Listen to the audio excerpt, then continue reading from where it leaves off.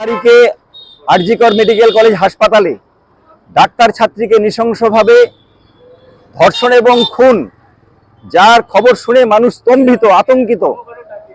তাকে ধামাচাপা দেওয়ার জন্য প্রিন্সিপাল যেভাবে চেষ্টা করেছে, এগুলো সবই সরকারি প্রশ্রয় হয়েছে, সেটা সবাই জানেন। তারপর এর বিরুদ্ধে যখন মানুষ ক্ষোভে ফুঁসছে, 14 তারিখে মহিলারা রাস্তায় নেমে এসেছে মাঝরাতে।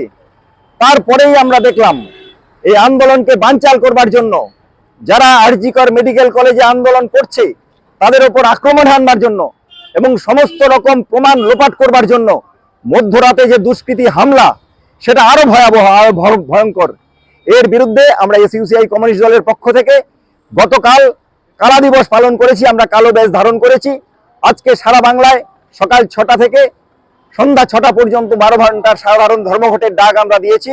সর্বস্তরের মানুষ, সমস্ত ক্লাব, সমাজসেবী প্রতিষ্ঠান, সাধারণ মানুষ, বাস মালিক, অন্যান্য গাড়ির চালক, তাদের সবার কাছে আমাদের আবেদন, এই ভয়াবহতার বিরুদ্ধে আজকে রুখে দাঁড়ান, তা না হলে গভীর অন্ধকার নেমে আসবে। এর বিরুদ্ধেই আমরা আজকে আন্দোলনে নেমেছি এবং আমাদের এই ধর্মঘট সফল করবার জন্য আমরা আজকে মিছিলে বেরিয়েছি। আমার নাম মৃদুল দাস, আমি এসইউসিআই কমিউনিস্ট দলের নদিয়া দক্ষিণ জেলা শাখার সম্পাদক।